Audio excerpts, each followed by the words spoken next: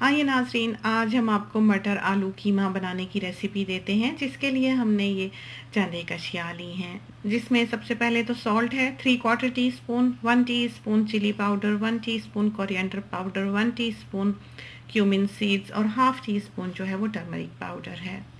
2 medium size के potatoes हैं, 1 inch की हमने जिंजर ली है, 1 होल मीडियम साइज़ का गार्लिक लिया है और 1 मीडियम साइज़ का अनियन लिया है। पीस लिए हैं, मटर 1 कप हमें चाहिए होंगे और गरम मसाला लिया है हाफ टी स्पून, जिसकी की रेसिपी इस चैनल पर मौजूद है। 2 मीडियम टू लार्ज साइज़ के टोमेटोज़ लिए हैं और काफ़ी सारा फ्रेश कोरिएंडर लिया है। सबसे पहले प्रेशर कुकर में हमने अनियन को थिनली स्लाइस किया है और इसके बाद हमने इसमें कुकिंग ऑयल डाला है, जो कि 3/4 कप होगा या हाफ कप ले लें, चूँकि कीमे में भी काफ़ी ऑयल होता ही है। अब हमने इसको अनियंस को पिंक कर लेना है। जितने में हमारे अनियंस पिंक होते हैं, हमने जिंजर और गार्लिक जो है उसमें हाफ कप वाटर डाल के उसको पीस लेना है। अगर आप जिंजर और गार्लिक पेस्ट डालेंगे, बना बनाया डालेंगे या पाउडर डालेंगे, तो उसका टेस्ट ऐसा नहीं बनेगा, इतना मज़ेदार नहीं बनेगा। अब हम पोटैटोज़ जो हैं उनकी क्यूब्स किए लेते हैं, दरमियाने साइज़ के, बस उनको काट लें, ना ज़्यादा बड़े और ना ज़्यादा छोटे। इसमें अब हम पानी डालकर रखेंगे, उससे ये होगा कि ये काले नहीं होंगे। प्याज जो है वो हमने थोड़े पिंक करने हैं कीमे के लिए, उससे कीमा बहुत अच्छा बनता है। और कीमा जो है उसको हमने तोड़कर इस तरह हाथ से डाल लिया है और साथ ही हमने इसमें जिंजर और गार्लिक जो पीसा था वो ऐड कर दिया है।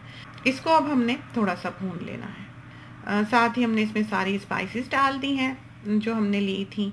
गरम मसाला अभी हमने नहीं डाला और फिर इसमें हमने टोमेटोज़ भी जो हैं वो मोटे मोटे डाल दिए हैं। बहुत से लोग हमसे सवाल करते हैं कि कीमा हम धोते क्यों नहीं। तो कीमा जो है वो हमारे घरों में कभी भी नहीं धोया गया। जब हम बचपन में कसाई के जाते थे पाकिस्तान में, तो उससे ये कहा करते थे कि गोश्त की बोटी धो ले, और धो के फिर उसको जो कीमे वाली मशीन होती थी उसमें से हम छिछड़े जो हैं वो थ्रू करवा लिया करते थे पहले। उससे ये होता था कि साफ़ हो जाती थी और फिर कीमा जो है वो आप पिसवा लेते थे अपने सामने।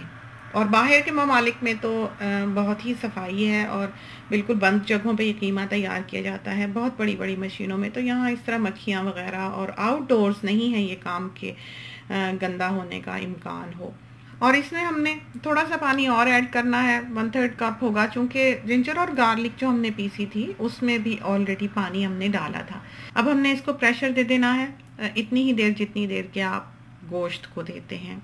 और खोल कर फिर देख लें, ये देखें कीमा जो है ये बिल्कुल गल चुका है। और कीमे का वैसे क्या गलना, ये तो वैसे ही पिसा हुआ होता है, लेकिन दिल की तसल्ली के लिए अम्मी हमेशा ही कहती हैं कि कीमे को ज़रूर गला लो। अब जो पीस और पोटैटोज़ थे वो हमने इसमें ऐड कर दिए हैं। यहाँ ये बात याद रहे कि बाज़ पीस जो हैं वो ज़रा देर से गलते हैं, तो वो पहले डालें, पहले उन्हें गला लें फिर आलू डालें। हमारे चूँकि ये बेबी पीस हैं और बहुत तेज़ी से गल जाते हैं, इस वजह से हमने ये इकट्ठे ही डाल दिए हैं आलूओं के साथ ही। और इस पर हमने ये जो गरम मसाला लिया था हाफ टी स्पून, वो डाल दिया है और इसको हिला लिया है। और अब हमने इसको लो हीट पर दम कर देना है। चूँकि हमने इसमें पानी नहीं डाला तो ये पोटैटोज़ जो हैं ये इस तरह हमने दम पर ही गलाने हैं। इस वक्त हमने 3 चीज़ें तैयार की हैं और बहुत से लोग हमसे सवाल करते हैं कि किचन को किस तरह साफ़ रखा जाता है, तो ये टिप दें। तो ये देखिए, हमारे खाना बनाते बनाते जो है हमारे किचन में एक भी बर्तन नहीं है, हमने सारा साथ साथ ही धोकर साफ़ कर लिया है। ये एक बहुत इम्पॉर्टेंट चीज़ है कि जैसे जैसे आप पकाते जाते हैं वैसे वैसे आप किचन को साफ़ करते जाएं। और अब हम कीमा जो है वो खोल कर देख लेते हैं। कुछ देर के बाद आलू जो हैं वो करीबन गल चुके हैं। इस वक्त हमने इसमें फ्रेश कोरिएंडर जो है वो काट कर डाल देना है और इसको फिर हिला लेना है। आप चाहें तो आप हरी मिर्चें भी डाल सकते हैं, लेकिन हरी मिर्चें जो हैं वो सिर्फ कीमे में डलती हैं। जिसमें मटर डले हों उसमें अमूमन हरी मिर्चें जो हैं वो नहीं डाली जाती, पुराने वक्तों में नहीं डाली जाती थी। और ये देखिए, कुछ ही देर हमने इसको और दम दिया है तो हमारे पोटैटोज़ जो हैं वो कितनी अच्छी तरह पर गल गए हैं।